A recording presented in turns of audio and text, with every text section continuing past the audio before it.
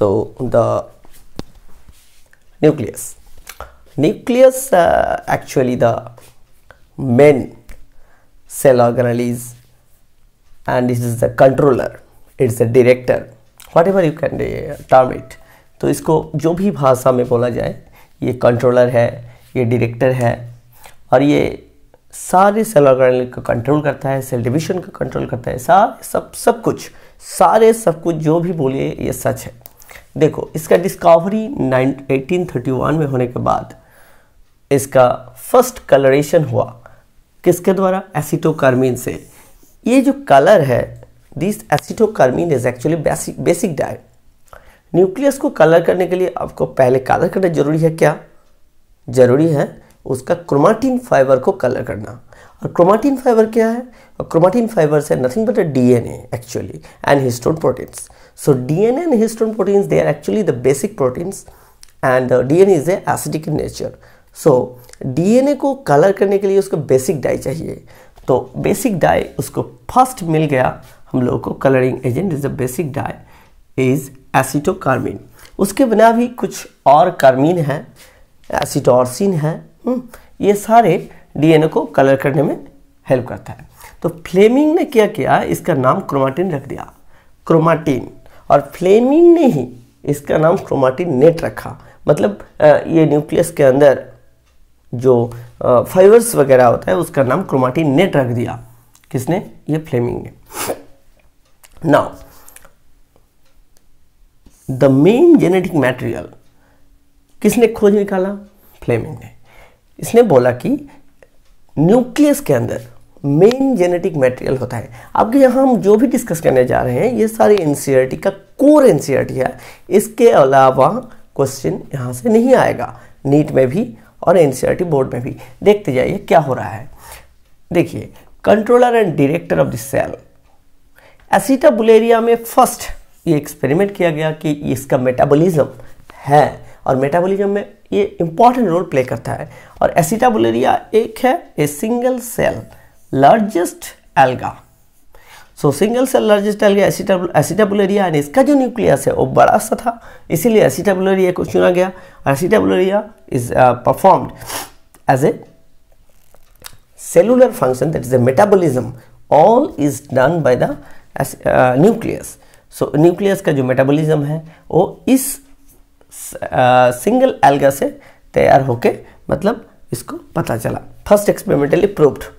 However nucleus absent कहाँ होता है? न्यूक्लियस सारे यूकैरियोटिक सेल में होते हैं, सिर्फ आरबीसी में नहीं होते। मैच्योर आरबीसी ऑफ मैमल्स में मैच्योर आरबीसी में नहीं होते हैं। और क्या होता है? मैच्योर, ये जो फ्लोएम सिव एलिमेंट्स हैं, फ्लोएम सिव ट्यूब्स, फ्लोएम सिव एलिमेंट्स, इसमें मैच्योर में नहीं होते हैं। बाकी सारे जगह आपको न्यूक्लियस मिल जाएगा। ये तो क्या न्यूक्लियस का बेसिक कुछ आइडियाज़। यहाँ से क्वेश्चन ज़्यादातर आने वाला नहीं है, क्वेश्चन आने वाले हैं इसका स्ट्रक्चर से। स्ट्रक्चर क्या है? यह है double membrane structure. First you can see here double membrane structure. ये सिंगल मेम्ब्रेन आउटर साइड में है और उसका बाहर से कवर हुआ ये डबल मेम्ब्रेन है। और ये जो पेरीन्यूक्लियर स्पेस है, ये जो दो मेम्ब्रेन है, इस दो मेम्ब्रेन के अंदर ये जो स्पेस है उसको पेरीन्यूक्लियर स्पेस बोलते हैं। और कुछ जगह जगह में ये न्यूक्लियर पोर जैसा ऐसा फॉर्मेशन हो चुका है। न्यूक्लियर पोर, ये न्यूक्लियर पोर फॉर्मेशन होते हैं। और nuclear pore is the main connection between cytoplasm and the nuclear matrix. ये न्यूक्लियर मैट्रिक्स में क्या होता है? ये सारे क्रोमाटिन्स material, all the enzymes for DNA synthesis, all the protein synthetic materials. Protein synthesis is not actually the nucleolase, and all the ribosome synthesis, all the enzymes, mainly the chromatin fibers, they are present. So ये जो pores होते हैं, इसका जो membrane है, membrane में 2 types का protein होते हैं। ये बहुत इंपॉर्टेंट है। आउटर साइड में डिस्कॉइड ऑक्टा, इसमें आउटर साइड में होते हैं न्यूक्लियोप्लाज्मीन, मतलब हेक्सागोनल है, ऑक्टागोनल है। ये इसका स्ट्रक्चर ऑक्टागोनल होता है। Octagonal 8 angled structure is the octagonal, is the nucleoplasmin, however nucleoplasm बोलते हैं, और इसके अंदर की तरफ एक प्रोटीन होता है, उसको बोलते हैं लैमिन, इसको बोलते हैं लैमिन।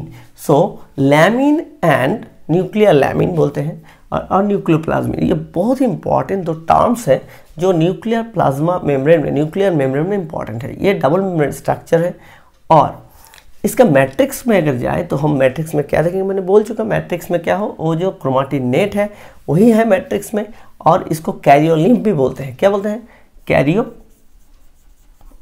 कैरियोलिम्फ। ये कैरियोलिम्फ जो है, कैरियोलिम्फ में सारे क्या होता है, DNA, all the DNA and the histone, non-histone proteins, they are present in कैरियोलिम्फ, as well as the DNA synthetic enzymes, DNA synthetic materials, DNA repairing materials, the ribosome synthetic materials, all are present inside the कैरियोलिम्फ. So it's the most important vital structure of a nucleus.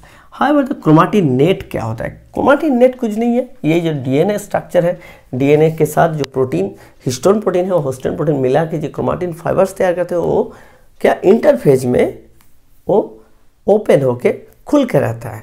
सो इसको net जैसा लगता है। वही क्रोमाटिनेट क्या होता है, जब metaphase chromosome आता है तब क्या छोटा छोटा होके सेल डिवीजन हो जाता है। सो ये जो क्रोमाटिनेट है, दिस इज क्रोमाटिनेट। ये नाम किसने दिया था? फ्लेमिंग ने। हाउएवर फ्लेमिंग ने भी क्रोमाटिन नाम पहले दिया था। Nucleolus, the another most important term, that is the nucleolus is a deeply stained area inside the nucleus, यही बोला जाता है। लेकिन इसका फंक्शन क्या होता है? इसका मेन फंक्शन है राइबोसोम को तैयार करना। राइबोसोम, एक बात मैंने बोला है, इसका जो आउटर मेम्ब्रेन है, आउटर मेम्ब्रेन और एंडोप्लाज्म रेटिकुलम में इसका कंटिन्यूटी होता है। That is the outer membrane of the nucleus is continuous with the endoplasm reticulum. However it has a ribosome also. और हाउएवर इसका जो न्यूक्लियोलास होता है, nucleolus is nothing but a rRNA, that is the ribosomal RNA, ribosomal RNA, rRNA. These rRNA are most important. Why? These are ribosomal RNA. So ribosome synthetic machinery or factory is nothing but a nucleus.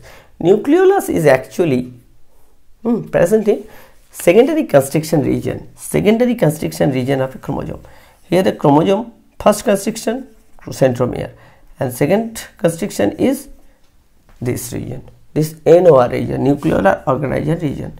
This second constriction is essential for nucleolus formation. So this is a ribosomal RNA formatting enzymes region. Another most important term is euchromatin and heterochromatin. As I mentioned, the chromatinate, two types of there, the euchromatin and heterochromatin. Normally in our interphase stage, when you stain a cell, interphase stage, the chromatin will not take a good. Chromatin interphase में आप chromatin को जब colour करने जाओगे, ये colour नहीं लेगा, सिर्फ कौन एरिया कलर लेगा? Centromeric region. सो इसको हम बोलते हैं यूक्रोमाटिन। इंटरफेज में जो कलर नहीं लेता है उसको बोलते हैं यूक्रोमाटिन। ओके, यूक्रोमाटिन। और इंटरफेज में जो कलर लेता है उसको हम बोलते हैं हेटेरोक्रोमाटिन। क्यों? मतलब इंटरफेज एक काम करने वाला स्टेज है जहाँ क्रोमाटिन्स वगैरह खुल के रहेंगे और ट्रांसक्रिप्शन और प्रोटीन सिंथेसिस और मतलब रेप्लिकेशन सारे काम एक साथ होंगे। सो ये इसको बोलते हैं यूक्रोमाटिन। मतलब यूक्रोमाटिन इस टाइम क्या करते हैं?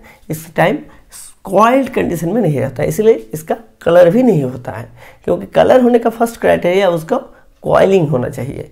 सो euchromatin is a region which is actually in interphase stage is colorless, but in metaphase stage euchromatin is colored, but heterochromatin region is colorless in metaphase stage. So heterochromatin is a region when interphase, when all the DNA, सारे DNA जब काम करते हैं, हेटेरोक्रोमाटिन जाके चुपचाप coiled होकर रहते हैं, जैसे सेंट्रोमियर है। तो सेंट्रोमियर है हेटेरोक्रोमाटिन का एग्जाम्पल, और यूक्रोमाटिन का एग्जाम्पल जो एरिया है डीएनए का जो प्रोटीन सिंथेसिस में हेल्प करते हैं, उसको बोलते हैं यूक्रोमाटिन। इसके बाद आते हैं हम फैकल्टेटिव एंड कॉन्स्टिट्यूटिव हेटेरोक्रोमाटिन में। हेटेरोक्रोमैटिन तो हमने बोल चुके हैं कि ये जो सेंट्रोमेरिक रीजन है, इसको हम हेटेरोमेरिक बोलते हैं, हेटेरोक्रोमैटिन बोलते हैं, क्योंकि इसका फंक्शन क्या है, इंटरफेज में ये कॉइल होकर रहता है और जहाँ मेटाफेज आ गया ये अनकॉइल हो जाएगा। जब काम करने का टाइम आएगा ये भाग जाएगा, मतलब ये सिकुड़ जाएगा, और जब काम करने का टाइम नहीं है तो ये खुल जाएगा। तो इसी तरह ये इसका फंक्शन है, इसीलिए इसको हम बोलते हैं facultative heterochromatin. However, a constitutive heterochromatin is there.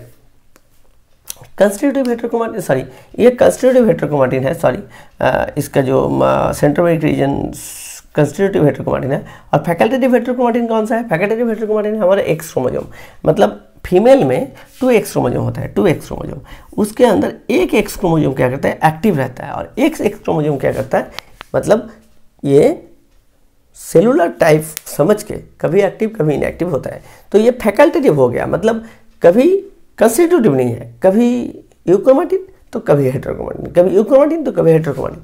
सो दोनों एक्स क्रोमोसोम की एक एक्स क्रोमोसोम उसका नॉर्मल है, ठीक है, लेकिन एक एक्स क्रोमोसोम क्या होता है, बार बॉडी होके फैकल्टेटिव हेटेरोक्रोमैटिन का फंक्शन रोल प्ले करता है, मतलब उसको बार बॉडी बोलते हैं। बार बॉडी नॉर्मली